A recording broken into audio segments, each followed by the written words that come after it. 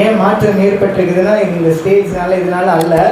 எனக்கு ஒரு விஷயம் தெரியும், ஐயாவோட ஸ்டேட்டஸ் பார்ப்பேன், அதிகாலை என்னவாது அதிகாலை மாற்றம். எந்த தேவ பிள்ளைங்க எந்த சபை அதிகாலையில் கர்த்தரை தேட ஆரம்பிக்கிறாங்களோ அவங்க எப்பேற்பட்ட குப்பையில் இருந்தாலும் அவங்க மாறிடுவாங்க. அதுதான் அதிகாலை ஜபத்தோட வல்லமை. ஆமென். நான் விசுவாசிக்கிறேன், ஒருவேளை இந்த அதிகாலை ஜபத்தில் உங்களால் கலந்து கொள்ள முடியல அப்படின்னா, பாஸ்டர் ஒன்று என்கிட்ட சொல்லி அட்வர்டைஸ்மெண்ட்லாம் பண்ணல, நானே சொல்கிறேன், இது பைபிளில் இருக்குது. நீங்கள் அதிகாலையில் என்னை தேடுகிறவர்கள் கண்டடைவார்கள். ஒருவேளை முடியலனாலும் எப்படியாவது அதில் நீங்கள் கலந்து கொள்ளுங்க, கண்டிப்பாக ஒரு ஆசீர்வாதம். நான் ஒரு சின்ன சாட்சியோடு நான் சொல்லி நான் ஆரம்பிக்கிறேன்.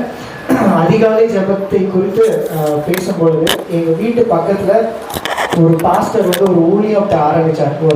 ஒரு 6-7 வருஷம் தான் இருக்கும் ஒரு சபை ஆரம்பித்து. அவரோட பேர் பாஸ்டர் ஜபசிங் அப்படிங்கிற ஒரு பேர். நீங்கள் இப்போ கூட யூடியூப்பில் நீங்கள் போட்டு பார்க்கலாம், வேணால் நான் அந்த லிங்க்கை நான் உங்களுக்கு தரேன். அவர் சாதாரணமாக இதே மாதிரி ஒரு சர்ச்சை தான் ஆரம்பித்தார். அப்போது அடிக்கடி என்னை கூப்பிடுவார் கீபோர்டு வாசிக்கிறதுக்கு, மெசேஜ்லாம் கொடுக்குறதுக்கு. அப்போது திடீர்னு கொஞ்ச நாள் அவர் அதிகாலை ஜபம் அப்படின்னு உங்கள் சபையில் ஆரம்பித்தது போல் அவர் ஆரம்பித்தார்.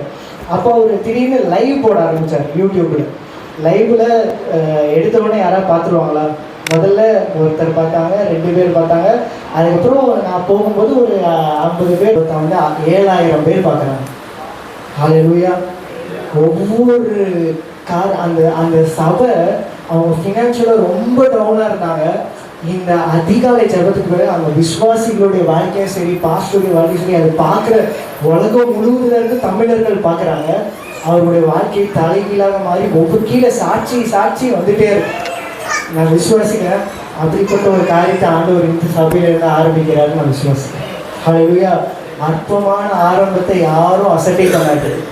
சில நேரம் அங்கே நான் போகும்போது இன்னைக்கும் அந்த இதெல்லாம் பார்க்கும்போது, இப்போ அதிகாலை அப்படின்னு ஐயா அதை பார்க்கும்போது எனக்கு ஆண்டவர் அதே தான் காமிச்சிட்டு இருக்காரு. இந்த சபை அந்த அதிகாலை ஜபத்தின் மூலயமா கர்த்தர் கண்டிப்பாக ஆசீர்வதிப்பார். யாருமே வரலனாலும் பரவாயில்ல, கர்த்தர் நம்ம வந்திருக்கிறார். ஹல்லேலூயா. அதே மாதிரி எப்பவுமே எனக்கு ஒரு விஷயம் நான் சொல்லுவேன், சின்ன பிள்ளைங்களை அப்படி விட்டுருங்க, அவங்க டிஸ்டர்ப் பண்ண மாட்டாங்க. கண்டிப்பாக ஆண்டவர் இருந்தாருன்னா கண்டிப்பாக டிஸ்டர்பன்ஸாக தெரியாது. ஆமாம். ஸோ இந்த போஸ்டரை நான் பார்த்தேன், மேலே என்ன போட்டிருந்தது, ஸ்பெஷல் ஏதோ போட்டிருந்தது. ஆமாம், நான் ஒரு விஷயம் சொல்கிறேன், என்ன செலவு பண்ணி மீட்டிங் நடத்தினாலும், எவ்வளோ பெரிய போதகரை நீங்கள் கூப்பிட்டாலும், ஊழியக்காரர் கூப்பிட்டாலும், கர்த்தர் அங்கே இல்லைன்னா அது ஸ்பெஷல் மீட்டிங்கே கிடையாது. ஹல்லேலூயா. ஆனால் நீங்கள் அதிகாலையிலையோ இல்லை எப்போவும் இந்த இடத்துல வரும்போது ஒருத்தர் 2 பேர் 3 பேர் மட்டும்தான் இருக்கீங்க, ஆண்டவர் இருக்கிறாருன்னா அது போல் ஒரு ஸ்பெஷல் மீட்டிங் வேறு எதுவுமே கிடையாது. ஹல்லேலூயா. நான் விசுவாசிக்கிறேன், இந்த ஆராதனைக்கு பிறகு நான் வந்துட்டு போனது பிறகு இந்த சபையில் நடக்கிற எல்லா மீட்டிங்கும் ஸ்பெஷல் மீட்டிங்காக தான் இருக்கும். ஆமே, நீங்கள் ஸ்பெஷல்லாம் எழுதிலாம் போட தேவையில்லை. ஆண்டவர் வந்தாருன்னா அது ஸ்பெஷல் தான். அங்கே அற்புதம் நடைபெறும், அங்கே மாற்றம் ஏற்படும். ஆனால் ஆண்டவர் வராமல் நீங்கள் எத்தனை கோடி செலவு பண்ணி மீட்டிங் நடத்தினாலும் ஒரு ஸ்பெஷலும் கிடையாது. ஆமே, நான் இன்றைக்கிலேருந்து நான் விசேஷமாக இந்த வார்த்தையை நான் கொடுக்குறேன். இப்பொழுது இருக்கிறத பார்க்கலாம், ஆண்டவர் உங்களை 1000 மடங்கு பெருகப்படுவார். ஹல்லேலூயா. சின்னவன் 1000மும் சிறியவன் பலத்த ஜாதியும் ஆவான்.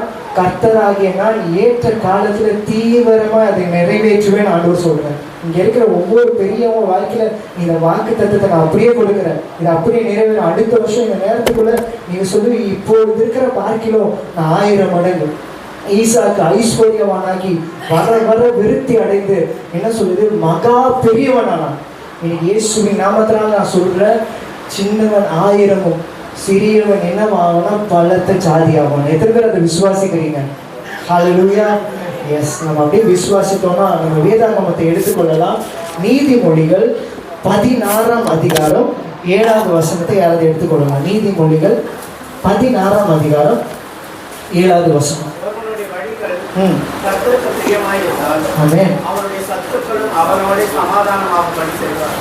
எல்லாரும் அப்படியே ஒரு நிமிஷம் கண்களை மூடிக்கொள்ளலாம். நேற்றும் இன்றும் என்றும் மாறாத எங்கள் அன்பு பரலோக பிதாவே, இந்த காலை வேளையில ஆண்டவரே நீர் எங்கள் மத்தியில் உலாவுகிறதற்காக ஸ்தோத்திரம். ஆண்டவரே எங்களோடு பெரிய காரியங்களை செய்ய போகிறதற்காக ஸ்தோத்திரம். ஆண்டவரே இங்கே வந்த உடனே இந்த வார்த்தையை நீ சொன்னீங்க, சின்னவன் பலத்த ஜாதியாக போறான். இப்படி இந்த சபையில ஒரு பலத்த மாற்றத்தை ஏற்படுத்த போறேன்னு சொல்லியிருக்கீங்க. நீ வலப்புறமும் இடப்புறமும் இடம் கொண்டு பெருகுவாயாக என்ற வசனத்தின்படி ஆண்டவரே ஏதோ ஒரு பலத்த மாற்றத்தை இந்த இடத்துல இன்றைக்கே நீ செய்கிறதற்காக ஸ்தோத்திரம். ஆண்டவரே இந்த ஆராதனைக்கு விரோதமாய், இந்த தேவ வார்த்தையுடைய வல்லமை வெளிப்படுவதற்கு விரோதமாய் போராடுகிற எல்லா சத்துருவின் கிரியைகளை இயேசுவின் நாமத்தினால சுத்தரிக்கிறேன். ஆண்டவரே இந்த இடத்துல ஜனங்கள் கேட்க கூடாதபடிக்கு போராடுகிற எல்லா பொல்லாத தடைகளை நான் உடைக்கிறேன். ஆண்டவரே இன்றைக்கு விதைக்கிற விதைகள் 30, 60, 100 ஆண்டவரே பெருக போகிறதற்காக ஸ்தோத்திரம். ஆண்டவரே கேட்கிற ஒருவருடைய இருதயங்கள் கொழுந்து விட்டு எரிய போகிறதற்காக ஸ்தோத்திரம். இயேசு கிறிஸ்துவின் வல்லமையோட நாமத்தினால் ஜெபிக்கிறேன் ஜீவனுள்ள நல்ல பிதாவே, ஆமென். ஆமா, அந்த வசனத்தை நம்ம வாசிக்கலாமா? ஒருவனுடைய வழிகள் கர்த்தருக்கு பிரியமாய் இருந்தால் அவனுடைய சத்துருக்களும் அவனுடைய சமாதானமாகும்படி செய்வார். ஹல்லேலூயா. இன்னைக்கு ஆண்டவர் உங்களுக்கு கொடுக்கிற வார்த்தையே இதுதான். இன்னைக்கு தலைப்பு என்ன தெரியுமா? சத்துருக்களின் மத்தியில் ஒரு உயர்வு. எத்தனை பேர் விசுவாசிக்கிறீங்க? நிறைய பேர் ஆமேனே சொல்லலை.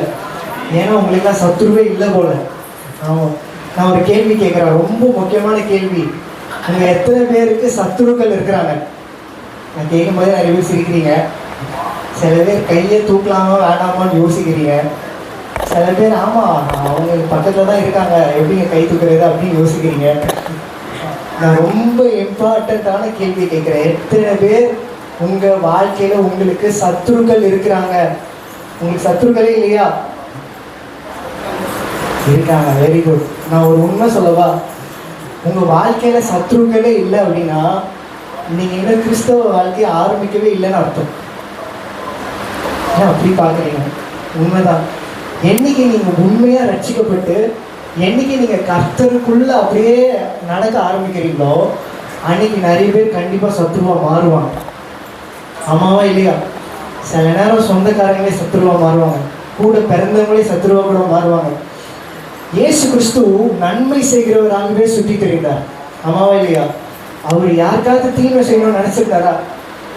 அவர் எல்லாருக்கும் சுகம் அளிக்கணும், எல்லாரும் ஜாதி மதம் எதுவுமே அவருக்கு கிடையாது, எல்லாரும் ரட்சிக்கப்படணும், எல்லாருக்கும் ஏதாவது நன்மை நடக்கணும் தான் உலகத்துக்கே வந்தார். அவருக்கே சத்துரு இருந்தாங்க. அப்போ நமக்கு இருக்க மாட்டாங்களா? நம்ம ஒன்றும் அவ்வளோ பெரிய பரிசுத்தவான்கள் கிடையாது, நம்ம பரிசுத்தமாகி கொண்டு தான் இருக்கிறோம். அவருக்கே சத்துருக்கள் இருக்கிறாங்கன்னா நமக்கு கண்டிப்பாக இருப்பாங்க. அதுவும் கர்த்தருக்காக ஏதாவது செய்யணும், இயேசுவின் நாமத்தில் நீங்கள் ஏதாவது செஞ்சு கொண்டிருக்கீங்கன்னா உங்களுக்கு அநேக சத்துருக்கள் இருந்து கொண்டு தான் இருப்பாங்க. ஆனாலும் இன்றைக்கு ஆண்டவர் ஒரு காரியத்தை சொல்கிறாரு. உங்கள் வேலை ஸ்தலத்தில் ஒரு வேலை சத்துருக்கள் இருக்கலாம், உங்கள் குடும்பத்தில் ஒரு வேலை சத்துருக்கள் இருக்கலாம், இல்லை உங்களுக்கு பொறாமையில நிறைய சத்துருக்கள் இருக்கலாம். ஆனால் ஆண்டவர் சொல்கிறாரு, அவங்க மத்தியில் நான் ஒரு பந்தியை ஏற்படுத்துவேன், உங்கள் தலையை எண்ணெயினால் அபிஷேகம் பண்ணுவேன், உங்கள் பாத்திரம் நிரம்பி வருங்கன்னு சொல்கிறேன். ஹல்லேலூயா. அதனால தான் இன்றைக்கி நான் கொடுத்த தலைப்பே சத்துருக்களின் மத்தியில் ஒரு உயர்வு. ஆமென். நீ சிலருக்கு உங்கள் பக்கத்து வீட்டுக்காரங்களே சத்துருவாக இருக்கலாம், ஆனால் பரவாயில்ல. ஆனால் எப்போ தெரியுமா அந்த வசனம் சொல்லுது? ஒருவனுடைய வழி கர்த்தருக்கு பிரியமா இருந்தால். ஆமென். சத்துருக்கள் முன்பதாக ஆண்டவர் நம்ம தலையை உயர்த்தணுமா, ஆசீர்வாதத்தை கொடுக்கணுமா? ஆண்டவர் என்ன தெரியுமா நம்ம கிட்ட எதிர்பார்க்கிறாரு? முதல்ல உன் வழியை செவைப்படுத்துகிறார். ஆமென். நிறைய பேர் இந்த மாதிரி விஷயத்துக்கு ஆமேன்லாம் சொல்லவே மாட்டாங்க, ஆனால் அதுதான் உண்மை. அதை நம்ம செய்ய ஆரம்பித்தோன்னா நம்ம வாழ்க்கையில் பெரிய ஆசீர்வாதம். ஆமென். ஒருவனுடைய வழி கர்த்தருக்கு பிரியமா இருந்தால் அவனுடைய சத்துருக்களும் அவனுடைய சமாதானமாகும்படி செய்வார். ஆமென். இன்றைக்கு வேதாகமத்துல அநேக பரிசுத்தவான்களுக்கு சத்துருக்கள் உண்டு. ஆனால் ஒரே ஒரு கேரக்டரை மட்டும் நம்ம கொஞ்சம் காண்பித்து அவனுடைய வாழ்க்கையில தேவையில்லாம சத்துருக்கள் வந்து கொண்டே இருந்தாங்க. அவன் தேவனோடு நடக்கிற ஒரு மனுஷன், ஆனால் அந்த சத்துருக்களின் மத்தியில் அவனுக்கு எப்படி ஒரு உயர்வை கர்த்தர் கொடுத்தார், எப்படி கொடுத்தால், எதனால் கொடுத்தார், அப்படியும் நம்மளுடைய வாழ்க்கையில நிச்சயமாய் கொடுத்து ஆசீர்வதிக்க முடியும் என்று நான் சொல்லி நான் உங்களுக்காக ஜெபிக்க போகிறேன். நான் நிச்சயமா விசுவாசிக்கிறேன், உங்க வாழ்க்கையில சத்துருக்கள் எழுப்பிட்டே தான் இருப்பாங்க, அதை நிறுத்த முடியாது. ஆனால் அதன் மத்தியில கர்த்தர் உங்க தலையை உயர்த்திட்டே இருப்பார். ஹல்லேலூயா. நான் ஒரு விஷயம் சொல்றேன், உங்க வாழ்க்கையில கண்டிப்பா பிரச்சனை வந்துட்டே தான் இருக்கும், ஆனா அதன் மத்தியில ஆண்டவர் வெற்றியை கொடுத்துட்டே தான் இருக்கும். அவன் பாஸ்டர் இங்கே இருக்கும்போது ஒன்று சொன்னாங்க, எனக்கு என்னன்னு தெரியல, பிரச்சனைனா இது ஒன்று முடிஞ்சதுன்னா அது ஒன்று வருது, அது முடிஞ்சதுன்னா இது வருது அப்படின்னாங்க. அதை நான் அதை அவன் கேட்கும்போது நான் யோசிச்சுட்டு இருந்தேன். ஒரு 2-3 நாளைக்கு முன்னாடி யூடியூப்ல ஒரு ஷார்ட்ஸ் நான் பார்த்தேன், ஒருவேளை நீங்க கூட அதை பார்த்துருக்கலாம். ஒரு சாமியார், அவர் கிறிஸ்டியன் தான் கிடையாது, ஒரு சாமியார் கிட்ட போய் ஒரு லேடி கேட்டாங்க, சாமி என் வாழ்க்கையில பிரச்சனையே வரக்கூடாது, நான் என்ன பண்ணணும் அப்படின்னு கேட்டாங்க. அந்த சாமி சொன்னது செத்துரு அப்படின்னு சொன்னார். எனக்கு பார்த்த உடனே ஒரே சிரிப்பாக இருந்தது. அப்புறம் சொன்னார், நீ உலகத்தில் உயிரோடு இருக்க வரைக்கும் உனக்கு பிரச்சனை இருக்குது. வேதத்தையும் அவங்க நீதிமானுக்கு வரும் துன்பங்கள் அநேகமாக இருக்கும். நம்ம இறுதி மூச்சு வரைக்கும் போராட்டம் உண்டு. மாம்சத்தோடு இருக்குது, ரத்தத்தோடு இருக்குது, பிசாசோடு இருக்குது, ஜனங்களோடு இருக்குது, பொறாமையோட ஜனங்களோடு இருக்குது. ஆனால் ஆண்டவர் சொல்லியிருக்காரு, நான் உலகத்தை ஜெயித்திருக்கிறேன், நான் உன்னோடு இருக்கிறேன்னு ஆண்டவர் சொல்லியிருக்கேன். ஹல்லேலூயா. நான் விசுவாசிக்கிறேன். ஒரு மனுஷனை குறித்து நான் காண்பிக்க போகிறேன். அதை நம்ம எடுத்தவர்கள் வாசிக்கலாம். ஆதியாகமம் 26ஆம் அதிகாரம் 27ஆம் 28ஆம் வசனம். ஆதியாகமம். அவர்களை நோக்கி, ஏன் என்னிடத்தில் வந்தீர்கள்? நீங்கள் என்னை பகைத்து என்னை உங்களிடத்தில் இராதபடிக்கு துரத்தி விட்டீர்களே என்றான். ஆமென். அடுத்து அவர்கள், நிச்சயமாக கர்த்தர் உம்மோடு இருக்கிறார் என்று கண்டோம். ஆகையால் எங்களுக்கும் உமக்கும் ஒரு ஆணை ஏற்பாடு உண்டாக வேண்டும் என்று நாங்கள் நிர்ணயம் பண்ணினோம். ஓகே, இந்த இடத்துல இன்றைக்கு நான் ஈசாக்கை குறித்து நான் பேச போகிறேன். ஈசாக்கு உங்களுக்கு எல்லாருக்கும் தெரியும். அப்பொழுது ஈசாக்கு அவர்களை நோக்கி, ஏன் என்னிடத்தில் வந்தீர்கள்? யாரை பார்த்து சொல்றான்னா, ஈசாக்கு தன்னுடைய சத்துருக்களை பார்த்து சொல்றான். என்ன சொல்றான்னா, ஏன் அவன் அப்படி சொல்றான்னா, கொஞ்சம் நீங்க முன்னாடி அந்த வாசித்தை பார்த்தீங்கன்னா, அதே 26ஆம் அதிகாரத்துல ஈசாக்குடைய அப்பாவோட சொத்து நிறைய இருந்தது. அவன் ஒரு பெரிய பணக்காரன். அந்த இடத்துல வந்து ஏசேக்குன்னு அவனோட ஒரு ப்ராப்பர்ட்டி அடிச்சு எடுத்துட்டு போயிட்டாங்க. சித்னான ஒரு ப்ராப்பர்ட்டி அடிச்சு எடுத்துட்டு போயிட்டாங்க. ஆனா கடவுள் அவனுக்கு ரெகபோத் என்கிற ஒரு ஆசீர்வாதத்தை கொடுத்தார். எவ்வளவுதான் சத்ருக்கள் எழும்பினாலும் பெருகினாலும் ஆண்டவர் அவனை ஆசீர்வச்சுட்டே இருந்தாரு. கடைசியில என்ன தெரியுமா நடந்தது? யார் அவன் கிட்ட இருந்த ப்ராப்பர்ட்டி எல்லாம் அடிச்சு வாங்கினாங்களோ அவங்களே ஈசாக்கு முன்னாடி வந்துட்டு ஈசாக்கு அவர்களை நோக்கி, ஏன் என்னிடத்தில் வந்தீர்கள்? நீங்கள் என்னை பகைத்து என்னை உங்களிடத்தில் இராதபடிக்கு துரத்தி விட்டீர்களே. இதே ஜனங்கள் தான் இவனை பகைச்சி, இவனை அடிச்சு உடைச்சி டாக்குமெண்ட்லாம் மாட்டி எல்லாம் எடுத்து இவனை ஒன்றும் இல்லாமல் விரட்டினாங்க. ஆனால் இன்னைக்கு என்ன நடக்குது? அதே ஜனங்கள் ஈசாக்கின் இடத்துல வராங்க. வந்து என்ன தெரியுமா சொல்றாங்க? அதற்கு அவர்கள், நிச்சயமாய் கர்த்தர் உம்மோடு கூட இருக்கிறார் என்று. இதை நிச்சயமா கர்த்தர் உங்க வாழ்க்கையை அநேகரை வைத்து சொல்லுங்க. ஹல்லேலூயா. நிச்சயமாய் கர்த்தர் உம்மோடு கூட இருக்கிறார் என்று கண்டோம். ஆகையால் எங்களுக்கும் உமக்கும் ஒரு ஆணை ஏற்பாடு உண்டாக வேண்டும் என்று நாங்கள் ஆணையம் பண்ணினோம். நான் எந்த சத்ரு அவனோட ப்ராப்பர்ட்டியெல்லாம் எடுத்து உடச்சி ஒன்றும் இல்லாமல் விரட்டினானோ அதே சத்ரு அவன்கிட்ட வந்தது மாத்திரம் வந்துட்டு அப்படியே நிற்கல. அவன் என்ன தெரியுமா சொன்னான்? நிச்சயமாய் கர்த்தர் உன்னோடு இருக்கிறார்னு முடிக்கல, கண்டோம்னு சொன்னான். ஹல்லேலூயா. ஒரு தேவ பிள்ளைக்கு ஒரு பெரிய ஆசீர்வாதமே என்ன தெரியுமா? உங்க சத்ருக்கள் உங்க முன்னாடி வந்து உங்க கூட ஆண்டவர் இருக்கிறாருப்பா, அதை நாங்க பார்த்துக்கோமான்னு சொல்றாங்க தெரியுமா? அதுதான் பெரிய ஆசீர்வாதம். எத்தனை பேர் அதை விசுவாசிக்கிறீங்க? நான் விசுவாசிக்கிறேன். இந்த சபையில இருக்கிற ஒவ்வொரு பிள்ளைக்கும் கர்த்தர் இந்த கிருபையை கொடுப்பாரு என்று நான் விசுவாசிக்கிறேன். ஹல்லேலூயா. ஏன் தெரியுமா இந்த ஒரு கிருபைன்னு நான் சொல்றேன்? நிறைய பேர் நம்மளை பற்றி நல்லா பேசுவாங்க. எப்ப தெரியுமா பேசுவாங்க? என்ன தெரியுமா? நம்ம எல்லாம் கிறிஸ்தவ, நம்ம செத்து போன பிறகு சோத்திர கூட்டம்னு ஒன்று வைப்பாங்க. இது சிரிக்கிறீங்க, உண்மை. செத்து போன பிறகு பிரியாணி போடுறதுக்குன்னு சோத்திர கூட்டம்னு ஒன்று வைப்பாங்க. அந்த சோத்திர கூட்டத்தில் நமக்கு பிடிக்காதவன் அவன் இவன் எல்லாம் வந்து பிரதர் அப்படி, பிரதர் இப்படி, அவர் அப்படி பண்ணாரு இப்படி பண்ணாருன்னு சொல்லுவாங்க. உயிரோடு இருக்கும்போது சொல்லியிருந்தா அந்த பிரதர் கொஞ்சம் சந்தோஷமாக பட்டிருப்பாரு. ஆனால் செத்து போனப்புறம் இல்லாத போதால சொல்றாரு, ஏன்னா பிரதருக்கு கேட்க போறதில்லை. அது உண்மையாக நிறைய பாதி பொய்யா கூட இருக்கும். பொதுவாக வாழ்க்கையில் அப்படிதான் நடக்கும். ஆனால் தேவ பிள்ளைக்கு கர்த்தரோட நடக்கிற மனுஷனுக்கு கர்த்தர் ஒரு விசேஷத்தை கிருபை கொடுக்குறாரு. என்ன திரும்ப கிருபை? நீங்கள் செத்து போனப்புறம், நான் செத்து போனவரும் வந்து ஸ்தோத்திர கூட்டத்தில் பேசிட்டு போகிறது மற்ற உலக மனுஷனுக்கு. நீங்கள் உயிரோடு இருக்கும்போதே உங்கள் சத்துருக்கள் உங்கள் முன்பதாக வந்து கர்த்தர் உங்க கூட இருக்கிறாரு நான் பார்த்தேன்னு சொல்கிறதா தேவ கிருபை. ஹல்லேலூயா. நிறைய பேர் சொல்லுவாங்க, கர்த்தர் உன்னோடு இருக்கிறாரு. நீங்கள் நல்ல ஊழியம் செஞ்சீங்கன்னா அவங்களுக்கு தெரியும் கர்த்தர் கூட இருக்காரு. ஆனால் அப்ரிஷியேட்லாம் பண்ண மாட்டாங்க. நீங்கள் நல்ல ஆசீர்வாதமாக வரும்பொழுது அவங்களுக்கு தெரியும் கர்த்தருடைய கரம் இல்லாமல் இப்படி ஆசீர்வாதம் வராதுன்னு தெரியும். ஆனால் உங்க முன்னாடி வந்து அவங்க சொல்ல மாட்டாங்க. ஆனால் எப்போ தெரியுமா சொல்லுவாங்க? அவங்களுக்கு உங்களை குறித்து ஒரு பயம், ஒரு தேவ கிருபை உங்க வாழ்க்கையில் இருக்கும்போது கர்த்தர் உங்க கூட இருக்கிறார், அதை நாங்கள் பார்த்தோம்னு சொல்லுவாங்க தெரியுமா? அதுதான் கர்த்தருடைய ஆசீர்வாதம். நான் விசுவாசிக்கிறேன். ஈசாக்கு எவ்வளோ சத்துருக்கள் இருந்தாலும் அவன் சாகிறதுக்கு முன்னாடி கர்த்தர் அந்த கிருபையை கொடுத்தார். அதே கிருபையை நமக்கு ஆண்டவர் ஒவ்வொரு நாளும் கொடுப்பாருன்னு நான் விசுவாசிக்கிறேன். சத்துருக்கள் இருக்கலாம், பெருகலாம், என்ன ஆனாலும் சரி, அவங்க நம்ம முன்பதாக வந்து கர்த்தர் உன் கூட இருக்கிறார் என்று சொல்லக்கூடிய நாட்கள் வந்திருக்கிறது. ஹல்லேலூயா. நான் இப்போ நம்ம சத்துருக்கள் என்று பேசுகிறோம். எதற்காக நம்மளுடைய வாழ்க்கையில சத்துருக்கள் எழுப்புகிறார்கள் அப்படிங்கிற ஒரு காரியத்தை நான் காண்பித்து கொடுக்க போகிறேன். நம்ம எல்லாருக்கும் தெரியும் எதுக்காக எழுப்புறாங்க, சத்துருக்கள் எதுக்காக எழுப்புறாங்க. ஆமா, நிறைய ரீசன் இருக்கு. ஈசாக்குடைய வாழ்க்கையில சத்ருக்கள் எதற்காக எழும்பினார்கள் என்று அதே வசனத்திலே நான் காண்பித்து கொடுக்க விரும்புகிறேன்.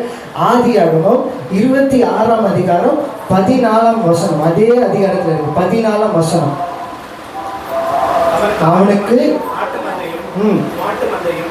அநேக பணிவிடைக்காரரும் இருந்தபடியினாலே பெலிஸ்தர் அவன் பேரில் பொறாமை கொண்டார்கள். ஹல்லேலூயா. வேதம் சொல்லுது அவனுக்கு ஆட்டு மந்தை இருந்ததா, பணிவிடைக்காரங்க அநேகர் இருந்தாங்களா, அதனால பெலிஸ்தர் என்ன ஆனாங்களா அவனை பார்த்து பொறாமை ஆயிட்டாங்க. ஆமாம், என்னடா இது, வெளிநாட்டில இருந்து வந்து நம்ம ஊர்ல வந்துட்டு நமக்கே ஒன்றும் இல்லை, இவனுக்கு அது இருக்குது இது இருக்குது எல்லாம் இருக்குது அப்படின்னு சொன்ன உடனே அவங்களுக்கு முதல்ல என்ன வந்துச்சா, பொறாமை வந்துதான். இந்த பொறாமைங்கிறது ஒரு பயங்கரமான ஒரு ஆவி. இன்னைக்கு சபைகளுக்குள்ள ஊழியங்களுக்குள்ள நிறைய இடத்துல என் பாஸ்டர்ஸ் மத்தியில கூட இது போராடிட்டு இருக்குது. இது நான் நிறைய இடத்துல நான் பார்த்துருக்கிறேன். இந்த பொறாமை முதல்ல என்ன பண்ணணும்னா அதை அப்படியே கொஞ்சம் கொஞ்சமா கொலைக்கு நேரம் கொண்டு போயிடும். இன்னைக்கு நிறைய கிறிஸ்தவங்க இதில் மாட்டிக்கொண்டு இருக்கிறாங்க. இன்னைக்கு ஒருவேளை உங்களோட வாழ்க்கையில நான் ஒரு விஷயத்த சொல்றேன், நிறைய பேரோட வாழ்க்கையில நம்ம கூட சிரிச்சுக்கிட்டு பழகிட்டு ஸ்தோத்திரம் பிரதர் நல்லா இருக்கியா, எப்பா மச்சான் மாமான்னு சொல்றாங்க தெரியுமா, அதுலயே பாதி பேர் பொறாமை உள்ளவங்களா தான் இருப்பாங்க.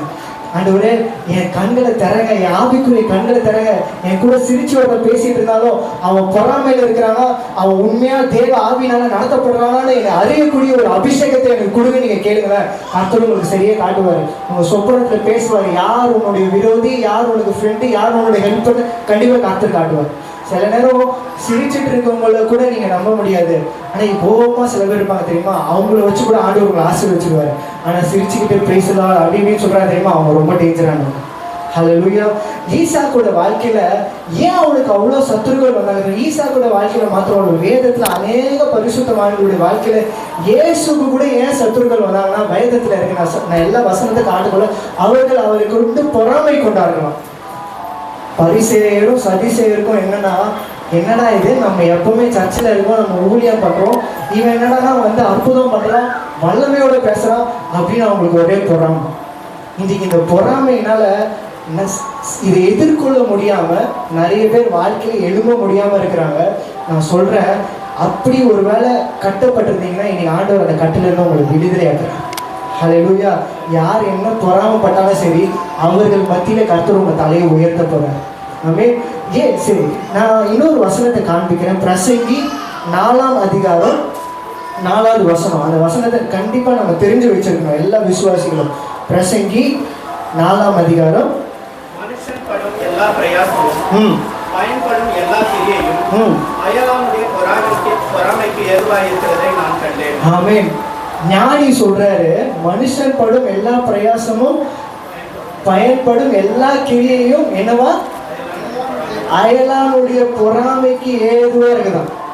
எத்தனை பேர் அதை விசுவாசிக்கிறீங்க? இது நான் சொல்லுங்க, ஒரு பெரிய ஞானி சொல்லியிருக்காரு. அவரு பார்க்காத ஆசீர்வாதமே கிடையாது.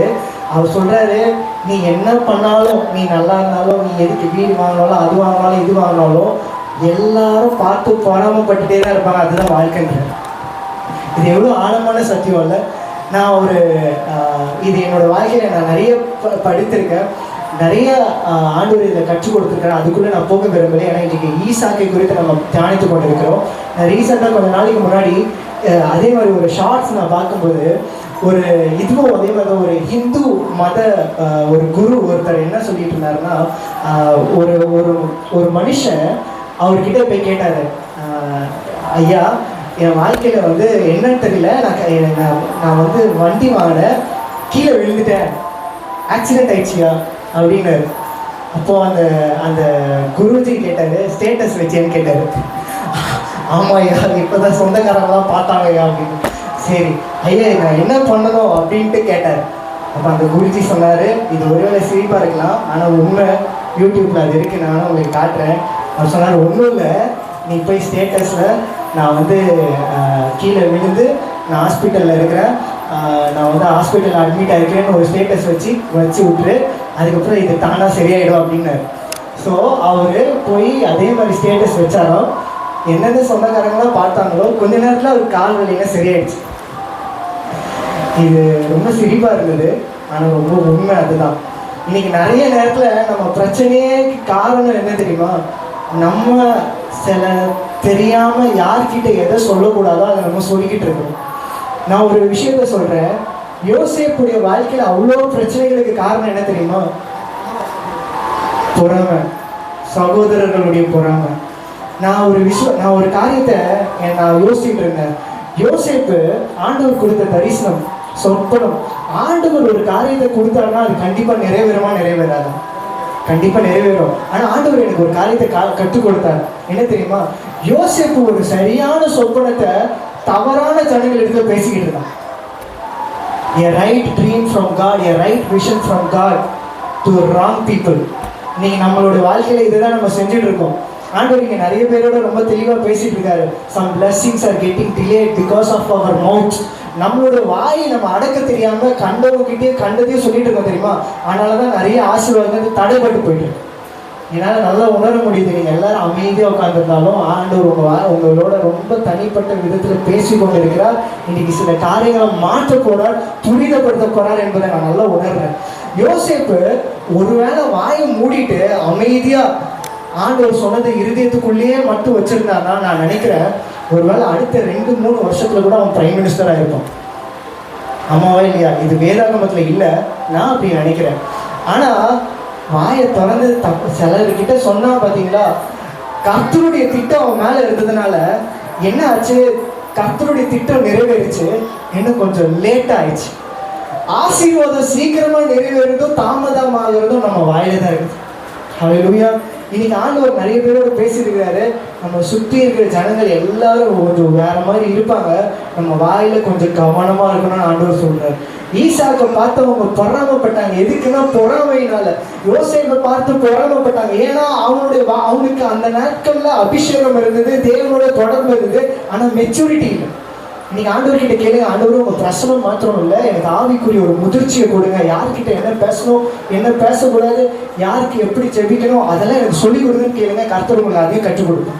ஹல்லேலூயா, ஆமென். இப்போ ஈசாக்குடைய வாழ்க்கையில நம்ம பார்க்கிறோம், ஈசாக்கு சத்துருக்களின் மத்தியில ஆசீர்வதிக்கப்பட்டான் என்று நம்ம பார்க்கிறோம். ஆண்டவர் சும்மா யாரையாவது அப்படி ஆசீர்வதிச்சுப்பாரா? எல்லாம் நம்ம ஜெபிக்கிறோம், ஆண்டவரே எங்க ஆசீர்வதிங்க, ஆசீர்வதிங்க, ஆசீர்வதிங்க ஜெபிக்கிறோம். நல்லதுதான், கண்டிப்பா ஆசீர்வதிப்பார். உங்களையும் என்னையும் ஆசீர்வதிக்காம அவர் வேற யார் ஆசீர்வதிக்க போறார்? ஆமென். ஆனா ஆசீர்வாதத்துக்கு முன்பதாக ஆண்டவர் எப்பொழுதுமே உன்னை வாளாக்காமல் உன்னை தலையாக்குவேன்னு சொல்லிட்டா எல்லாரும் ஆமையும் போட்டுருவீங்க. ஏன்னா நான் நிறைய வசன அட்டையில பார்ப்பேன், எல்லாம் கீழே இருக்கிற வசனம் மட்டும் தான் இருக்கும். நீ வாளாக்காமல் நீ தலையாவேன், மேலே இருக்கிற பார்ட்டி யாருமே எழுத மாட்டாங்க. நான் சொல்றேன், எல்லா முக்காவாசி ஆசீர்வாதமும் கண்டிஷனல். ஆண்டவர் நீ இதை பண்ணா நான் இதை பண்ணுவேன்னு சொல்லியிருக்கேன், நீங்க போய் இதை செஞ்சேன்னா இதை செய்வேன்னு சொல்லியிருக்கேன். ஹல்லேலூயா. ஈசாக்க ஆண்டவர் சும்மா ஆசீர்வதிக்கல, அவன் வாழ்க்கையில சில குணாதிசயங்கள் இருந்தது, அதனால் கர்த்தர் அவனுக்கு அப்படிப்பட்ட ஆசீர்வாதம் கொடுத்தார். ஹல்லேலூயா. அந்த குணாதிசயங்கள் நம்மளுடைய வாழ்க்கையில் இருக்குமே என்றால் அதை காட்டிலும் பெரிதாக கர்த்தர் நம்மளை ஆசீர்வதிக்க முடியும். ஹல்லேலூயா. நான் ஏன் இதை ரொம்ப ஆழமாக நான் இதை படித்து இதை தைரியமாக உங்களோட விசுவாசத்தோடு நான் பேசுகிறேன்னா, என் பேர் ஈசாக்கு தான். ஆமென். இன்னொரு விஷயம் என்னன்னா, என்னுடைய அப்பா உண்மையான இந்த உலக பிரகாரமான என் தகப்பன் பேர் ஆபிரகாம் தான், என்னுடைய தாயார் பேரும் சாரா தான், என் பேர் ஐசக். ஹல்லேலூயா. நிறைய பேர் எதிர்பார்த்தாங்க எனக்கு வரக்கூடிய மனைவி ரெபேக்காவாக வருவாங்க அப்படின்னு எதிர்பார்த்தாங்க. ஆனால் வரல. கர்த்தர் அப்படிலாம் தரமாட்டேன், நான் நல்ல திட்டத்தை வச்சுருக்கேன்னு சொல்லி தரல. ஆமென். ஸோ அதனால இந்த காரியத்தை கொடுத்து நான் விசுவாசத்தோடு உங்களோட பேச முடியும். என் வாழ்க்கையில் நிறைய காரியங்கள் இதை நான் ரொம்ப உள்ளே போய் தியானித்து பார்க்கறது மாத்திரமல்ல, நான் கர்த்தரோட நடந்து பார்த்துருக்கேன். இது ரொம்ப உண்மை.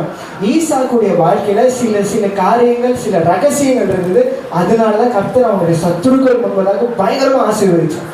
அதே போல நம்மளை ஆசீர்வதிப்பார். ஆமென். முதலாவது ஈசாக்குடைய வாழ்க்கையில் அப்படி என்ன காரியம் இருந்தது என்றால், யாராவது எடுத்து பார்க்கலாம். அதே 22ஆம் அதிகாரம் 8வது 9வது வசனத்தை யாராவது வாசிக்கலாமா? ஆதியாகமம் 22.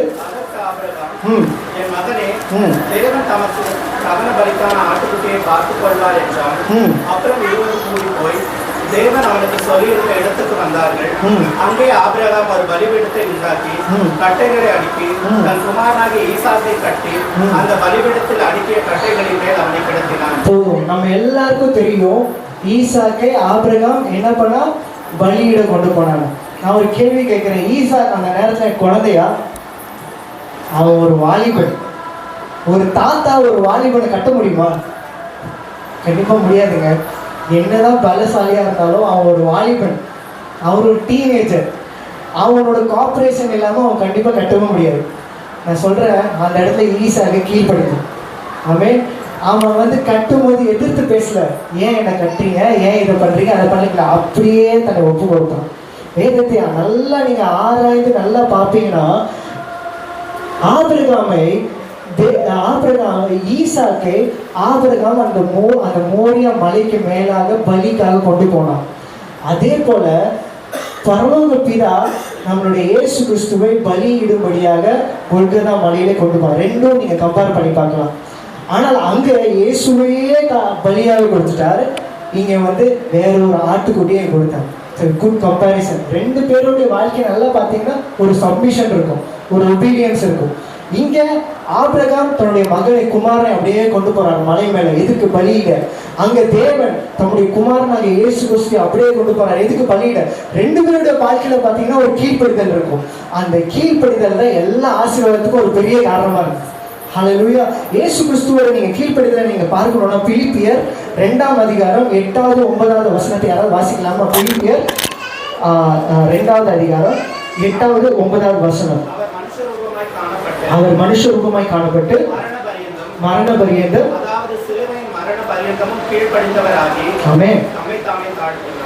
தம்மை தாமே தாழ்த்தினார்.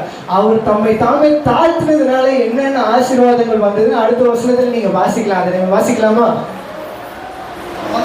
ஆதலால் எல்லாவற்றுக்கும் மேலாக அவரை உயர்த்தி இயேசுவின் நாமத்தில் வானோர் பூதலத்தோடு முழங்கால் யாவும் முடங்கும் அடிக்கும்.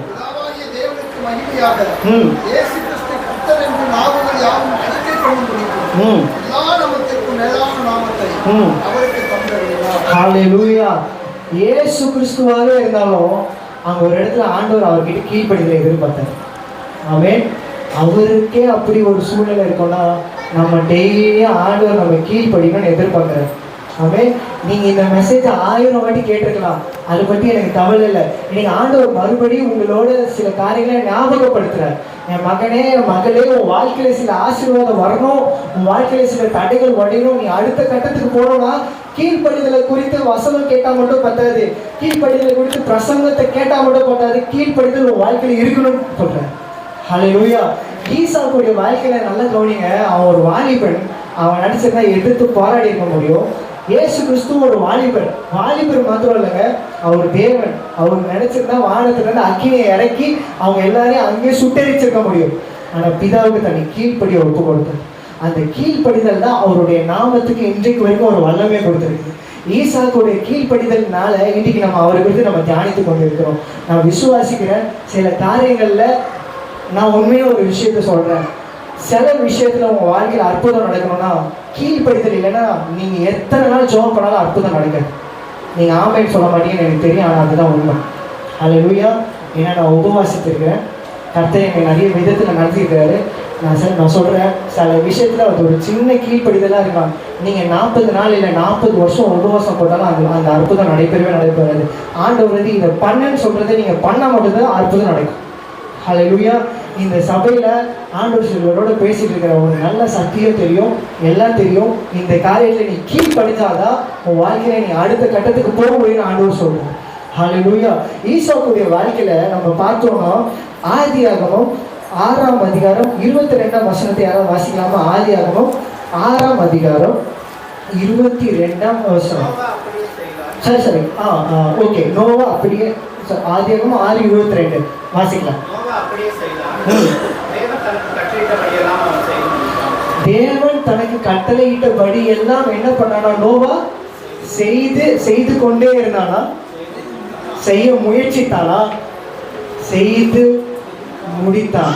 நான் விசுவாசிக்கிறேன், நம்ம வாழ்க்கையில கர்த்தர் நமக்கு கொடுக்குற ஓட்டத்தை, அழைப்பை, ஊழியத்தை, உங்க வேலையை நீங்க செய்து கொண்டு இருக்கிறவர்களா இல்லை, செய்ய முயற்சிக்கிறவர்களா இல்லை, நோவாவை போல செய்து முடிக்கிறவர்களாக இருப்பீங்க.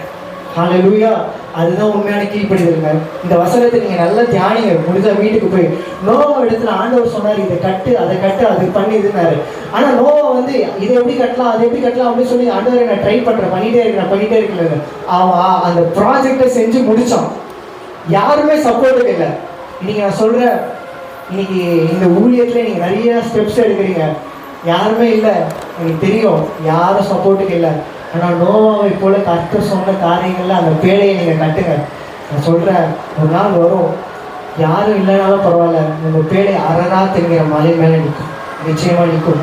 அநேக கண்களுக்கு முன்பதாக ஆண்டவர் உங்களை உயர்த்தி தான் வச்சுருப்பாரு. அது மாத்திரம் இல்லை, நோவாவை போல கர்த்தர் உங்களுக்கு சொல்கிறதெல்லாம் செய்து முடிச்சிங்கன்னா, நான் சொல்கிறேன், அந்த அரராத் என்கிற மலை மேலே உங்களுக்கு கொண்டு போய் உங்களை அழகு பார்ப்பேன். அவன் என் மேல் வாஞ்சியாக இருக்கிறபடினால் அவனை விடுவிப்பேன், அவன் என் நாமத்தை அறிந்திருக்கிறபடினால் உயர்ந்த அடைக்கலத்தில் வைப்பேன்னு சொல்லியிருக்காரு. நான் விசுவாசிக்கிறேன், இந்த சபையில ஈசாக்கை போல, நோவாவை போல நம்ம கீழ்ப்படிய கம்ப்ளீட் ஒபீடியன்ஸ் யார் யாரோட வாழ்க்கையில் இருக்கிறோ, ஆண்டவர் உங்களுக்கு விடுதலையை மட்டும் கொடுக்கறது இல்லை, உங்களை உயர்ந்த அடைக்கலத்தில். ஹல்லேலூயா. அதாவது அடைக்கலம் என்கிறது வேற. அடைக்கலம் என்றால் ஒரு பிரச்சனை இருக்கு அப்படின்னா நீங்க பாதுகாப்பா இருக்கிறது. ஆனா உயர்ந்த அடைக்கலம் என்ன தெரியுமா? எல்லாரும் முன்னாடியும் உயரமான இடத்துல பாதுகாப்பா இருக்கு. ஹல்லேலூயா. கீழ்ப்படுகிற மனுஷனுடைய வாழ்க்கையில தான் கர்த்தர் அப்படிப்பட்ட ஆசீர்வாதத்தை கொடுக்க முடியும். அவன் நான் பாட்டுக்கு ஈஸியா வந்து கர்த்தர் அப்படி ஆசீர்வதிப்பார், இப்படி ஆசீர்வதிப்பார் சொல்லிட்டு போகிறது ஒரு பெரிய விஷயம் இல்லைங்க. ஆனா எப்படி ஆசீர்வதிப்பார், எப்படி நம்ம வாழ்க்கையில அற்புதம் நடைபெறும்னு சத்தியத்தை காண்பித்து கொடுக்கறது தான் ஒரு பெரிய ஆசீர்வாதத்தை நம்மளை போய் கொண்டு வரும். ஹல்லேலூயா. நான் விசுவாசிக்கிறேன். ஈசாக்குடைய இன்னொரு காரியத்தை நான் காண்பிக்கிறேன். ஆதியாகமம் 26ஆம் அதிகாரம் 2வது வசனத்தை யாராவது வாசிக்கலாமா? 26.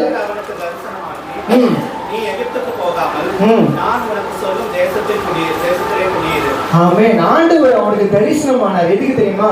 நீ அங்க போகாத, நீ இங்கே குடியேறுன்னு சொல்றாரு. ஆமென். சில நேரம் ஆண்டவர் வந்து சில காரியத்தை வந்து இப்படி பண்ணாத, அப்படி பண்ணாத அப்படின்னு நம்ம சொன்ன பிறகும் நான் அங்கதான் போவேன், இப்படிதான் இருப்பேன் அப்படின்னா நம்ம வாழ்க்கையில நம்மளே வந்து பிரச்சனையை நம்ம வந்து காசு கொடுத்து வாங்கி வச்சுக்கிறோம் அப்படின்னு அர்த்தம். நான் விசுவாசிக்கிறேன், அப்படிப்பட்ட வழி விலகி வழி மாறி யோனாவை போல நீங்க போய் கொண்டிருக்கிறீங்களா? நீங்க ஆண்டவர் உங்களோட பேசுகிறாரு, நோவாவை போல கீழ்ப்படி ஆரம்பிச்சிரு. யோனாவை போல வழியை மாறிடாத. ஈசாக்கை போல அநேக சத்துருக்கள் முன்பதாக உன்னை ஆசீர்வதிக்கணும். கீழ்ப்படிதலை காட்டில வேற நோ ஆப்ஷன் ஆண்டவர் சொல்றீங்க. ஹல்லேலூயா. எத்தனை பேர் அதை விசுவாசிக்கிறீங்க? நான் இந்த கீழ்ப்படிதலை குறித்து நான் பேசும்போது எனக்கு ஒரு காரியம் ஞாபகம் வருது. அநேகர் என் இடத்துல ஜபத்துக்கு கால் பண்ணுவது உண்டு. எனக்கு ஒரு பையன் நல்லா தெரியும், ரொம்ப ஒரு நல்ல ஒரு ஊழியத்தில் இருக்கிற பையன். அவன் ஒரு வேலை செய்கிறான், ஒரு சபையில் ஒரு ஏஜி சபையில் அவன் நல்ல ஒரு பாஸ்டர் கீழே இருக்கிறான். ஸோ அந்த பையன் அடிக்கடி எனக்கு எல்லாத்துக்கும் ஜெபம் பண்ணுவான். நல்லா கவனிங்க, நீங்கள் ஆண்டவர் நிறைய பேரோட பேசிட்டு இருக்கிறார். இன்னைக்கு நிறைய பேரோட சூழ்நிலை அந்த மாதிரி இருக்குது. அதனால தான் இந்த இன்சிடென்ட்டை நான் சொல்கிறேன். எல்லாத்துக்கும் எனக்கு கால் பண்ணுவான். நான் இந்த வேலைக்கு போகிறேன், அந்த வேலைக்கு போகிறேன், இது பண்ணுறேன், அது பண்ணுறேன், இது பண்ணலாமா, அது பண்ணலாமா, எல்லாத்துக்கும் ஜெபம் பண்ணுவான். ஒரு 2 மாசமா ஃபோனே காணும். அப்போ நான் நினச்சேன், சரி எதுவும் பிஸியாக இருப்போம் போல அப்படின்னு நான் நினச்சி இருக்கும்போது திடீர்னு ஒரு நாள் எனக்கு கால் பண்ணி சொல்கிறான், ஆனால் எனக்கு கல்யாணம் ஃபிக்ஸ் ஆகிடுச்சு, கண்டிப்பாக வந்துடுங்க அப்படின்னு. சரி நல்லது தானே, போயிடலான்னு சொல்லிட்டு நான் கல்யாணத்துக்கு போனேன். எல்லாம் நல்லா நடந்தது. என்ன நடந்தது தெரியுமா? 1 வாரம் தான் அவங்க பிரிஞ்சுட்டாங்க, இன்னும் சேரவே இல்லை. இப்போ தான் நடந்தது கல்யாணம்.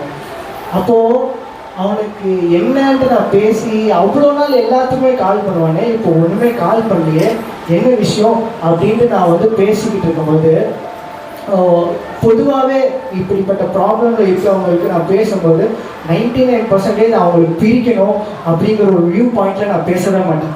ஏன்னா கர்த்தர் இணைத்ததை நம்ம பிரிக்கக்கூடாது. ஒரு ஊழியக்காரங்கள் எப்பொழுதும் முடிஞ்ச அளவுக்கு அவங்களை சேர்த்து வைக்கணும், முடியலன்னா நம்ம ஒதுங்கிடணும். இப்படிதான் நான் அவனுக்கு ஜெபிச்சு நான் பேசிட்டு போது ஒரு நாள் அவனோட நான் பேசிட்டு ஒரு 2 மணி நேரம் ஃபோனில் பேசிட்டு அவன் அழுதுட்டு இருந்தான். எல்லாம் பேசிக்கிட்டு இருக்கும்போது என்னையே அறியாமல், சரிப்பா முடியலன்னா நீ பிரிஞ்சது இப்படி வந்து அப்படின்னு நான் சொல்லிட்டேன். நான் சொல்லி முடித்த பிறகு எனக்கு ஐயோ நம்ம ஒரு ஊழியக்காரங்களாச்சு, நம்ம போய் இப்படி பிரிஞ்சிரு அப்படி பண்ணிடு நம்ம சொல்லிட்டோமேன்னு சொல்லி நான் ரொம்ப காயப்பட்டு நான் உட்காந்துருக்கும்போது ஆண்டவர் என்கிட்ட பேச ஆரம்பித்தார். என்ன தெரியுமா பேசினாரு? ஒரு வசனம் இருக்கு, தேவன் இணைத்தது மனுஷன், ஆண்டவர் சொன்னாரு தேவன் இணைத்தது தான் மனுஷன் தெரியாது இருப்பானாங்க, இதை நான் இணைக்கவே இல்லை அப்படின்னு எனக்கு சொன்னேன். எனக்கு திக்கு மாறி போட்டுச்சு. என்ன எனக்கு இவ்வளோ பெரிய பாஸ்டர்லாம் வந்து கல்யாணம் நடத்திருக்காங்க, தேவன் சொல்றாரு நான் இதை இணைக்கவே இல்லைன்றாரு. இது என்ன அவன் சொல்றது பாதி என்னால் நம்பவே முடியல, கதையாக இருக்குது. ஆண்டவர் உங்களோடு இருந்தாருன்னா, நீங்கள் உங்களுக்குள்ள ஒரு தீர்க்க தரிசன ஆவி இருந்ததுன்னா உங்களை யாருமே ஏமாற்ற முடியாது. ஹல்லேலூயா.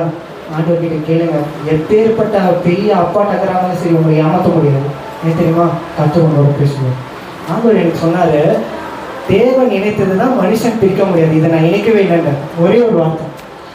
அடுத்த முறை அவனுக்கு கால் பண்ணும்போது நான் கேட்டேன், தம்பி இந்த கல்யாணம் எப்படி நடந்தது, இது யார் உனக்கு நடத்தி வச்சா, இது கொஞ்ச நாள் எனக்கு காலே பண்ணல, என்ன விஷயம்னு கேட்கும்போது அவன் எனக்கு ஒரு விஷயம் சொன்னான். என்கிட்ட 3 தேவ ஊழியர்கள் வந்தாங்க. 3 பேரும் சொன்னாங்க இது கர்த்தருக்கு சித்தம் இல்லை, இந்த கல்யாணம் பண்ணாதன்னு சொன்னாங்க. ஆனால் அவங்க அம்மா என்ன சொல்லியிருக்கிறாங்க, அந்த பொண்ணு நல்ல வெயிட்டான பொண்ணு, கல்யாணம் பண்ணால் நல்லா செட்டில் ஆகிடுவேன், இந்த பாஸ்டருங்க ஊழியக்காரங்க பேச்செல்லாம் கேட்காத, அவனுங்களாம் உன் கஷ்ட காலத்தில் வந்து நிற்க மாட்டாங்க, நான் சொல்கிறத கேளு அப்படின்னு சொல்லியிருக்காங்க. அந்த அம்மா வேறு சொல்லியிருக்காங்க என் பேரை சொல்லி, அந்த பையனுக்கு காலே பண்ணாத, கண்டிப்பாக கெட்டுருவோம் அப்படின்னு சொல்லியிருக்காங்க. நம்ம கெடுக்கிறதுக்காக அப்படி சொல்கிறோம். அவன் சொல்லிட்டு சொல்கிறான். அதனால் அம்மா சொல்கிறது தான் தெய்வ வாக்கு அப்படின்னு நினச்சி நான் இதுக்குள்ளே போனேன். 1 வாரம் கூட நான் இருக்க முடியல. எவ்வளோ செலவு பண்ணி கல்யாணம் பண்ணாங்க தெரியுமா? நாங்கள் 2 பேரும் போனோம். ஒரே ஒரு கீழ்ப்படியாமை. அவன் இன்னைக்கு ஒரு நல்ல ஒரு ஏஜி சபையில் நல்ல ஆராதனை நடத்துகிற பையன் இன்னைக்கு அந்த சர்ச்சுக்கே போக முடியாமல் இருக்கான்.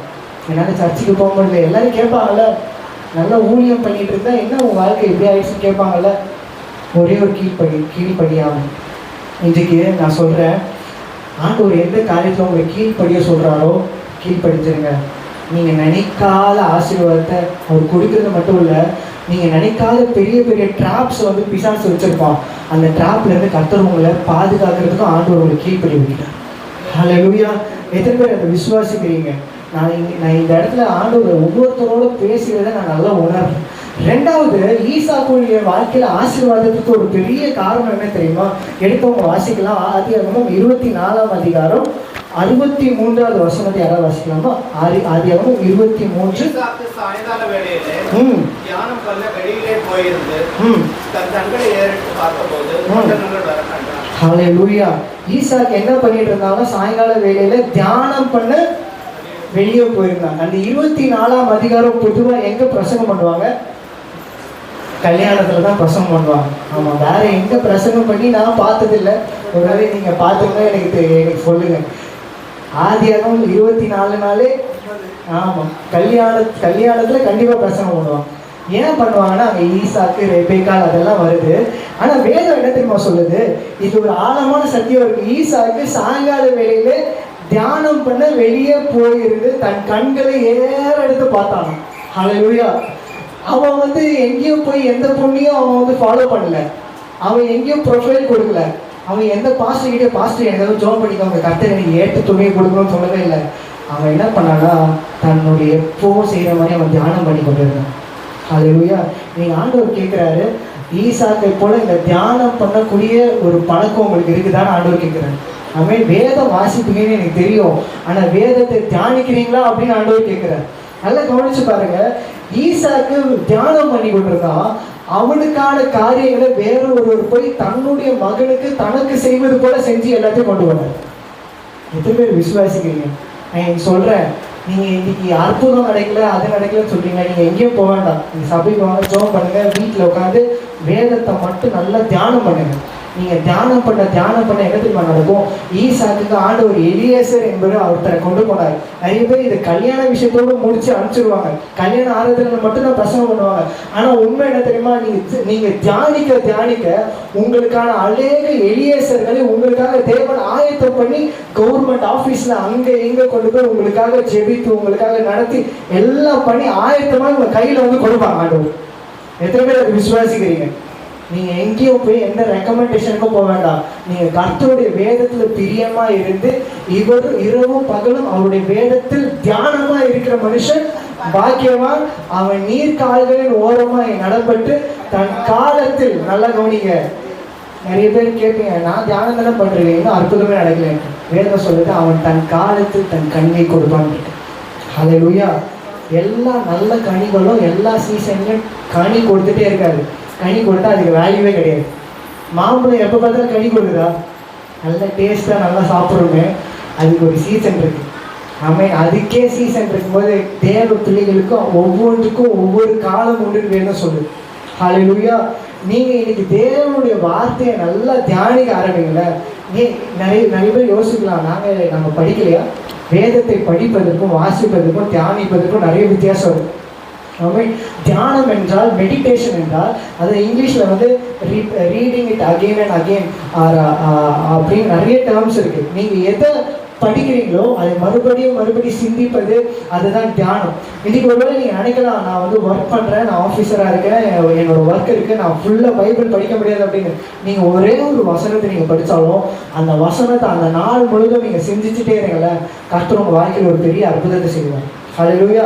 எனக்கு தெரியும், ஏன்னா நானும் ஒர்க் பண்ணுறேன். சில நேரங்களில் எல்லா நேரமும் நம்ம உட்காந்து வேதத்தை படிக்க முடியாது, எல்லா இடத்துலையும் ஜெபிக்க முடியாது, எல்லாம் செய்ய முடியாது. ஆனால் ஒன்று செய்ய முடியும், நம்ம எங்கே இருந்தாலும்.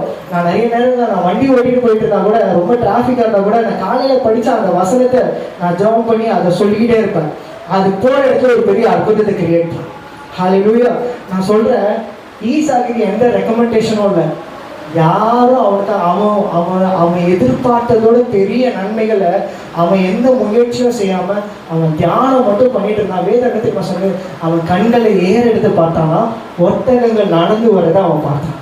ஹல்லேலூயா. இன்னைக்கு நான் ஒரு தீர்க்க தரிசனமாக உங்கள் வாழ்க்கையில் ஒரு வார்த்தையை சொல்கிறேன். இன்றிலிருந்து வேதத்தை நல்லா தியானிக்க ஆரம்பிங்க. நீ என்ன தெரியுமா பண்ணுவீங்க? ஆண்டவர் உங்களை எப்படி தெரியுமா ஆசீர்வதிப்பாரு? நீ எங்கேயும் போக வேண்டாம், நீங்கள் கண்களை நல்லா எடுத்து பாருங்க. அப்படின்னு என்ன தெரியுமா, உங்களுக்கே டவுட்டாக இருக்கும், இது நம்மளை நோக்கி தான் வந்தா, இது வேற எங்கேயோ போகுது அப்படின்ட்டு. ஆனால் அது உங்களை நோக்கி தான் வருது. ஒட்டகம் இல்லை, ஒட்டகங்கள் வருது. ஹல்லேலூயா. எத்தனை பேர் அதை விசுவாசிக்கிறீங்க? மூன்றாவது, ஈசாக்குடைய ஆசீர்வாதத்திற்கு, ஈசாக்கு சத்துருக்கள் முன்பதாக கர்த்தர் அவனை உயர்த்துவதற்கு, முதலாவது நான் சொன்னேன் அவனுடைய கீழ்ப்படிதல்னு சொன்னேன். ரெண்டாவது, அவன் வேதத்தை நல்லா தியானிக்கிற மனுஷனாக இருந்தான்னு நான் சொன்னேன். மூன்றாவது, அவனுடைய வாழ்க்கையில் என்ன இருந்ததுன்னா, ஆதியாகமம் 25ஆம் அதிகாரம் 21ஆம் வசனம். யாராவது எடுத்தவர்கள் வாசிக்கலாமா?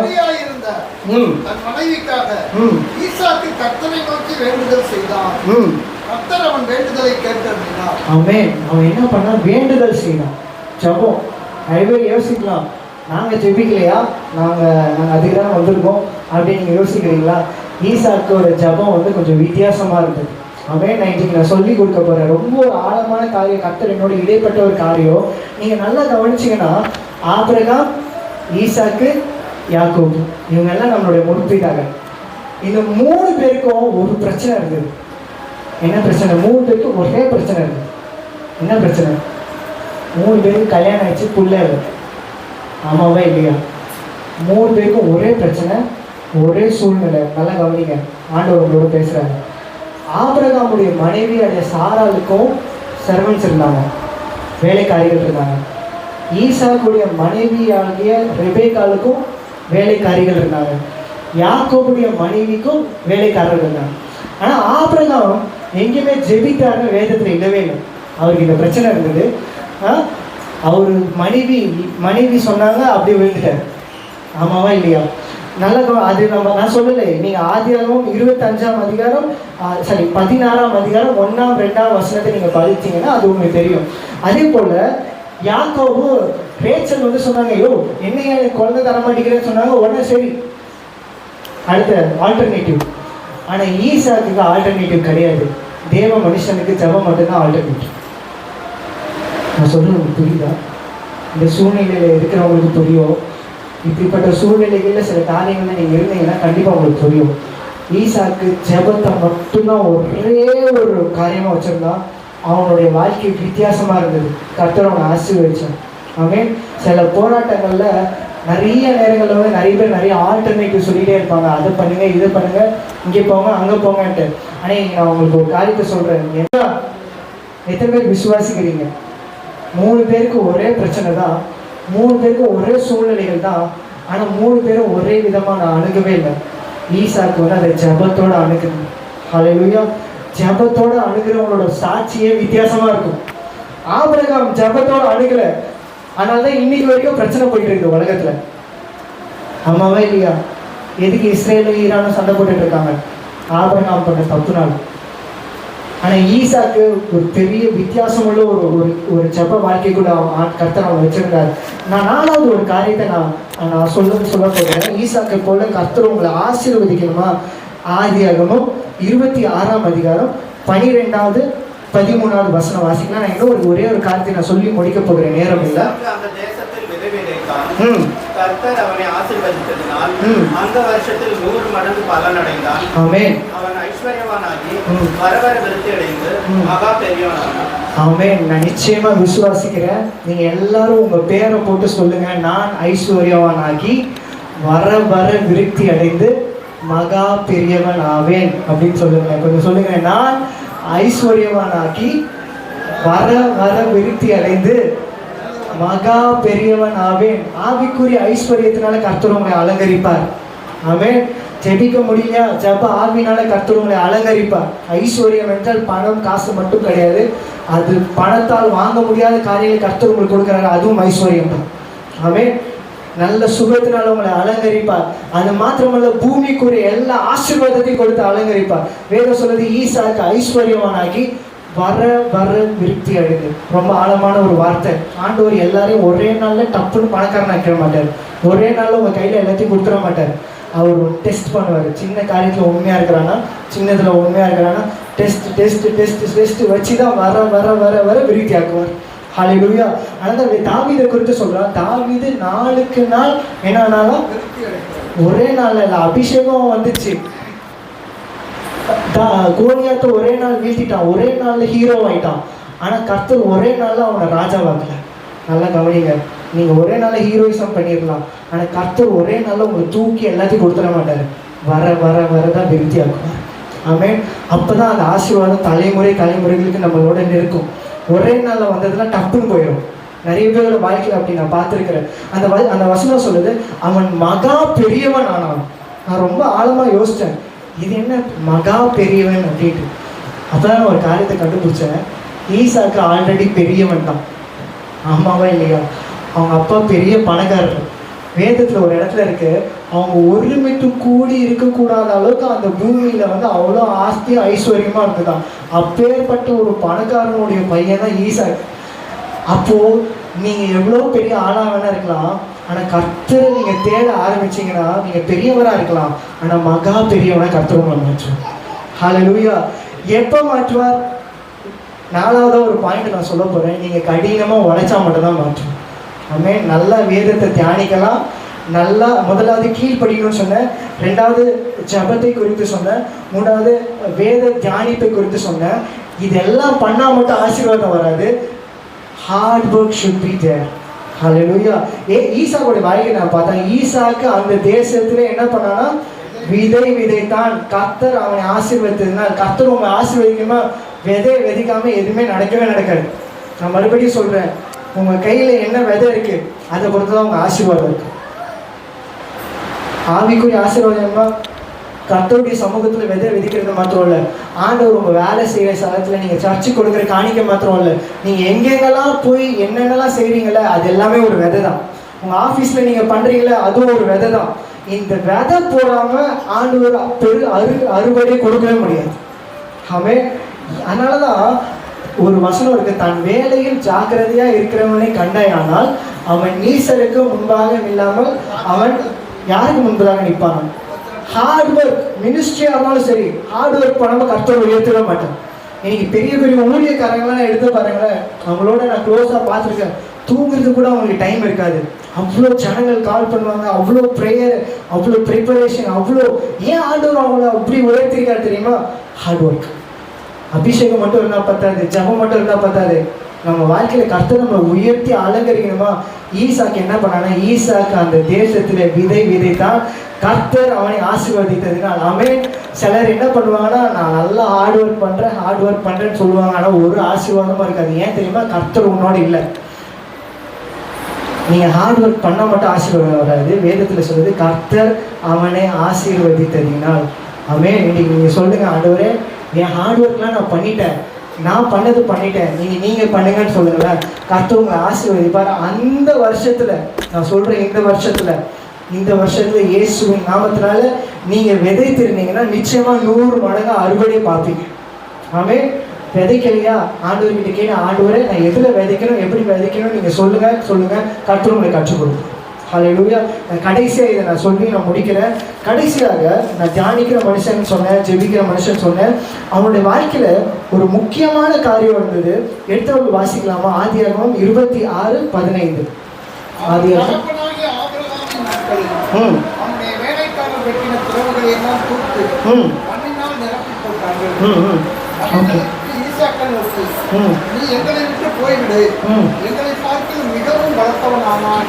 ஹல்லேலூயா. அவன் சொன்னா, எங்களை விட்டு போய்விடு, நான் சொல்றேன், ஈசாக்குடைய வாழ்க்கையில ஒரு பெரிய ஒரு நல்ல சுபாவம் இருந்தது. என்ன தெரியுமா? நீடிய பொறுமை இருந்தது. அவன் இன்னைக்கு ஆண்டவர்கிட்ட இதை கேளுங்க, ஆண்டவரே எனக்கு இந்த நீடிய பொறுமை, இந்த ஆவின் கனியை எனக்கு கொடுங்க அப்படின்னு கேளுங்க, கர்த்தர் கொடுப்பார். ஆவின் கனியாக நீடிய பொறுமை இல்லைன்னா சில நேரத்தில் நமக்கு எல்லாமே இருக்கும், ஆனால் எல்லாத்தையும் ஒரே நேரத்தில் இழந்து போய்விட நம்மளால முடியும். இந்த வசனம் ரொம்ப பிடிக்கும். யாராவது இதை நம்ம வாசிக்கலாமா? நீதிமொழிகள் 16ஆம் அதிகாரம் 32ஆம் வசனத்தை யாராவது வாசிக்கலாமா? நீதிமொழிகள் 16.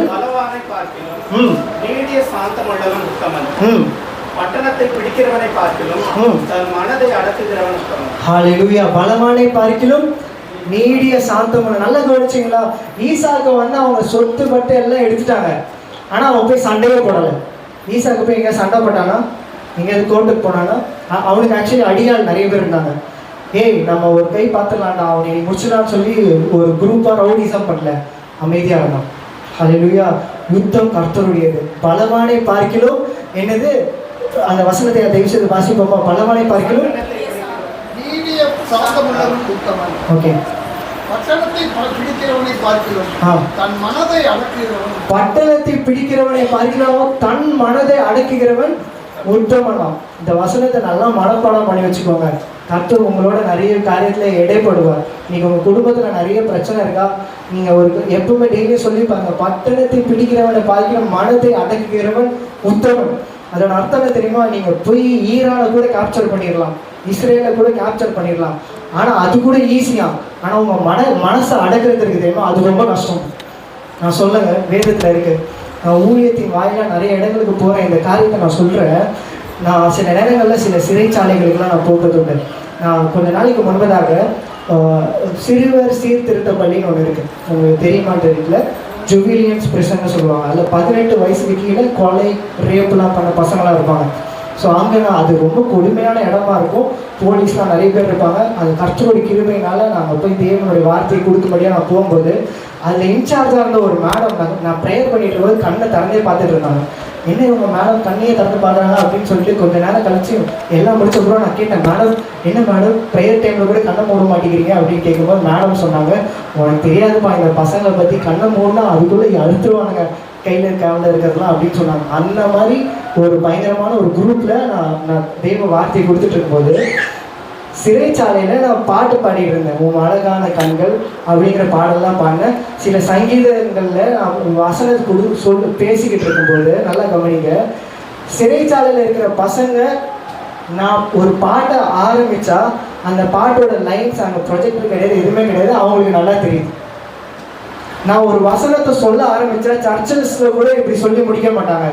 பைபிள்லாம் கிடையாது, அங்கே பைபிள்லாம் அலோட் கிடையாது, எனக்கும் அலோட் கிடையாது. ஏன்னா நான் சுவிசேஷத்துக்கு நான் போக மாட்டேன், வேறு காரியமாக போய் நான் அங்கே ஊழியத்தை செய்யும்போது நானே மனப்பாடமாக சொல்லியிருக்கிற வசனங்களை தான் நாங்கள் பேச முடியும். அப்படி நான் பேசும்போது நான் ஆரம்பிக்கிற வசனத்தை அவங்க சொல்லி முடிச்சிருவாங்க. எனக்கு ஆச்சரியமாக இருக்கும், என்னடா ஜெயிலுன்றானுங்க, சர்ச்சு மாதிரி இருக்குது, எல்லாமே நல்லா வசனம் சொல்கிறானுங்க, பாட்டு பாடுறானுங்க அப்படின்ட்டு நான் யோசிக்கும் போது ஒரு பையனை கூப்பிட்டேன். டேய் இங்கே வா, நீ உன் பேர் என்ன ஆச்சு உங்களுக்கு அப்படின்னு நான் கேட்கும்போது அவன் சொல்கிறான், அவன் ஒரு சர்ச்சில் நல்லா பாயெல்லாம் போட்டு நல்ல ஊழியெல்லாம் செஞ்சுட்ருக்க நல்ல பையன். அவனுக்கு நான் எதுக்கு இதுக்காக சொல்கிறேன், பட்டணத்தை பிடிப்பதை பார்க்கணும் நீடிய பொறுமை உள்ள பிசாசு எங்கே வேணால் யாரை வேணால் எப்படி வேணால் கொண்டு போய் விட்டுறலாம். இன்றைக்கி அதனால் நான் ஒரு பெரிய மெசேஜ் கொடுக்கல, நான் ப்ராக்டிக்கலாக பேசிகிட்டு இருக்கேன். அப்போ அவன் சொன்னான், டி நீ ஏன்டா இங்கே வந்த, என்ன பிரச்சனை அப்படின்னு நான் கேட்கும்போது அவன் சொல்கிறான், எங்கள் வீட்டு பக்கத்தில் ஒரு சண்டை நடந்தது, அந்த சண்டையில் ஒரு ஆள் அவங்க அம்மாவை பற்றி தப்பாக பேசிட்டாரான். அப்போ எல்லாருக்கும் கோபம் வரதான் செய்யும். அப்போது தன் மனதே அவனால் அடக்க தெரியல, வசனம் நல்லா தெரியுது, நல்லா பாட்டு தெரியுது, விட்டா அவங்க நல்லா பிரசங்கம் கூட பண்ணுவாங்க. அப்படிப்பட்ட ஒரு பையன் ரொம்ப ஸ்மார்ட்டாக இருக்கான். அவன் என்ன தெரியுமா சொன்னான், எனக்கு வந்தது பாருங்க ஒரு கோவம், ஒரு கட்டையை எடுத்து ஒரே மூஞ்சிலே ஒரு சொருவு சொல்லிக்கிட்டேன்னு சொன்னான். நான் சொருவுன நேரம் பார்த்தா அவர் மேலே போயிட்டாரு அப்படின்னு சொன்னான். மர்டர் கேஸ் ஆகிடுச்சு. ஸோ மர்டர் கேஸ் ஆனால் எங்கே கூட்டிகிட்டு போவாங்க, கல்யாண வீட்டுக்காக கூட்டிகிட்டு போவாங்க, ஜெயிலுக்கு தான் கூட்டிகிட்டு போவாங்க. ஆனால் கர்த்தரோட கீழே பாருங்க, அவனுக்கு 18 வயசு ஆகலை, எப்படியோ கொஞ்ச நாளில் வெளியே வந்துடுவான். ஆனால் அவன் சொல்கிறான், நான் நல்லா சர்ச்சில் இருந்தேனே, நல்லா எனக்கு பைபிள் தெரியுமே, எல்லாமே தெரியுமே, ஆனால் அந்த ஒரு நிமிஷம் என்னால் கண்ட்ரோல் பண்ண முடியல, நான் போட்டு சொல்லிட்டேன், அதனால் இங்கே வந்துட்டேன், சரி இன்னும் ஒரு வருஷத்தில் வெளியே போயிடுவேன் அப்படின்னு சொன்னேன். ஆனால் கர்த்தர் என்ன சொன்னார், இவன் வெளியே போனாலும் இவன் ரொம்ப டேஞ்சர் தான், கோபத்தை இவனுக்கு அடக்க தெரியலன்னா என்ன தெரிஞ்சாலும் வேஸ்ட்டு தான் சொன்னேன். நான் பேசினேன், நீ ஒப்புக்கொடு, இந்த கோபம் வாழ்க்கையிலேருந்து வெளியே போனோம் அப்படின்னு நான் சொன்னேன். அவன் எனக்கு ஒப்பு கொடுத்தான். நான் எதுக்காக இதை சொல்ல வரேன்னா, ஈசாக்குடைய வாழ்க்கையில் இந்த பையனாவது தனியாக இருந்தான். ஈசாக்கு அன்றைக்கி தனியாக இல்லை, அவன் ஒரு பெரிய பணக்காரனுடைய பையன், அவன் போய் தான் சண்டை போட்டிருக்க முடியும், ஆனால் அவன் அமைதியாக இருந்தான். நான் சொல்கிறேன், அந்த அமைதி, அந்த பொறுமை அவனோட வாழ்க்கையில் அத்தனை ஆசீர்வாதத்துக்கும் வழி வகுத்துது. ஆமென். நான் நிச்சயமாக விசுவாசிக்கிறேன், இப்படிப்பட்ட ஆசீர்வாதம் கர்த்தர் நம்ம வாழ்க்கையில் கொடுப்பாருங்க. நான் கடைசியாக நீங்கள் இந்த பாயிண்ட் நான் பேச வைக்கல, இங்கே நிறைய வயசானவங்க இருக்கிறீங்க, உங்களுக்காக இந்த வார்த்தையை ஆண்டவர் கொடுக்க விரும்புகிறார். நான் சொல்லி முடிக்க போகிறேன். ஈசாக்குக்கு ஆண்டவர் ஒரு பெரிய ஆசீர்வாதம் என்ன தெரியுமா கொடுத்தாரு, தீர்க்க ஆயுசு கொடுத்தாரு. ஹல்லேலூயா. எத்தனை பேர் விசுவாசிக்கிறீங்க கர்த்தர் உங்களுக்கு தீர்க்க ஆயுசு கொடுப்பாருங்க? யாராவது எடுத்தவங்க வாசிக்கலாமா? சங்கீதம் 21:4 இதோட நம்ம முடிக்கலாம். சங்கீதம் 21:4. அவர் உன்னிடத்தில் ஆயுசை கேட்டார், நீர் அவருக்கு என்றென்றைக்கும் உள்ள தீர்க்க ஆயுசை அளித்தீர். ஆமென். இந்த வசனத்தை நீங்கள் வயசானவங்களா இருந்தாலும் டெய்லியும் நீங்கள் அறிக்கை பண்ணுங்க. நான் சொல்கிறேன், கர்த்தர் உங்களுக்கு ஆயுசை மட்டும் உள்ள தீர்க்க ஆயுசு கொடுத்தேன். ஆமென். ஈசாக்குக்கு அது கொடுத்தாரு. நான் இது பார்க்கும்போது எனக்கு ரொம்ப பிரமிப்பாக இருந்தது. இது ரொம்ப ஆழமான ஒரு காரியம் இருக்குது. நான் இதை நல்லா கவனிச்சு பாருங்களேன். யாராவது எடுத்தவங்க வாசிக்கலாம். ஆதியாகமம் 27:2 வாசிங்களா. அங்கே ஈசாக்குடைய காரியத்தை நான் காண்பிக்கிறேன். ஆதியாகமம் 27. அப்பொழுது அவன், நான் முதிர் வயதானேன், என் மரணம் இந்த நாளில் என்று அறியேன். ஆமாம், நீங்கள் நல்லா கவனிச்சு பார்த்தீங்கன்னா ஈசாக்குக்கு நல்ல வயசாயிடுச்சு. ஆல்ரெடி அவர் நல்ல வயசானவராக இருந்தார், டெத் பெட்டில் இருந்தார். நீங்கள் சில வயசானவங்க இருக்கீங்க, நல்லா தயவு செய்து கவனிங்க. கர்த்தர் இந்த வார்த்தையை கொடுக்கறதுக்குன்னே எனக்கு கொண்டு வந்திருக்கிறாரு.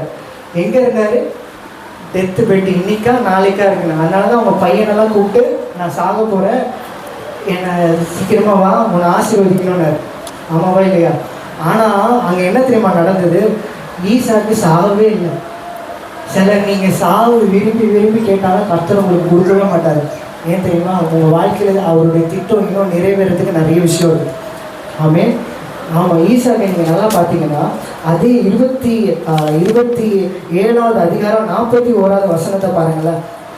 யாக்கோபை தன் மகன் ஆசீர்வதித்த நிமித்தம் ஏசா யாக்கோபை பகைத்து, என் தகப்பனுக்கு துக்கிக்கும் நாட்கள் சீக்கிரமாய் வரும், அப்பொழுது என் சகோதரன் ஆகிய யாக்கோபை கொண்டு போடு. அவங்க பையன் சொல்கிறான், எப்படி அந்த சண்டை நடக்குது, எப்படி இருந்தாலும் எங்கள் அப்பா ஒரு நாள் சாவார், இவன் சாவுக்கு வருவான் அப்படின்னு சொன்னான். ஆமாம். எப்படிப்பட்ட எதிர்பார்ப்பு பாருங்களேன். அப்பா சாவார், அங்கேயாவது நீ வருவேன், அங்கேயே நீ மாட்டுவாங்க, நான் போடுவேன்னு இருப்பான். ஆனால் அப்பா சாவவே இல்லை. எப்போ தெரியுமா செத்தாரு?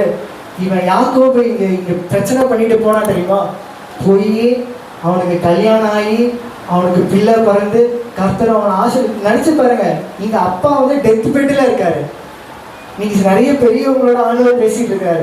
டெத் பெட்ல இருக்காரு, இன்னும் 1-2 நாள் தான் இருக்கும்னு நினைக்கிற சூழ்நிலையில அதெல்லாம் நடக்கவே இல்லை. நான் சொல்றேன், நிச்சயமா கர்த்தர் உங்களுக்கு ஒரு தீர்க்க ஆயுசு கண்டிப்பா கொடுப்பார். எப்போ தெரியுமா? அடுத்தது நீங்க அடுத்த அந்த வசனத்தை பார்த்தீங்கன்னா, அவன் போய் ராகேல்னு ஒரு பிள்ளையை கல்யாணம் பண்றான், குழந்தை பெற்றுக்கிறான். ராகேல் கூட வர வழியில மறிச்சு போயிட்டான். சின்ன பொண்ணுங்க, அவளுக்கு வயசே இல்லை, யாக்கோபுடைய மனைவி. ஆனா ஈசாக்கு இன்னும் மறிக்கவே இல்லை.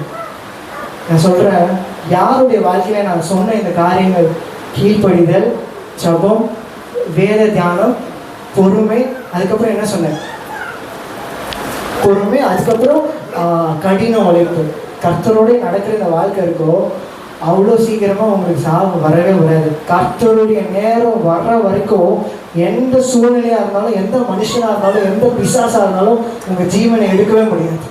ஹல்லேலூயா.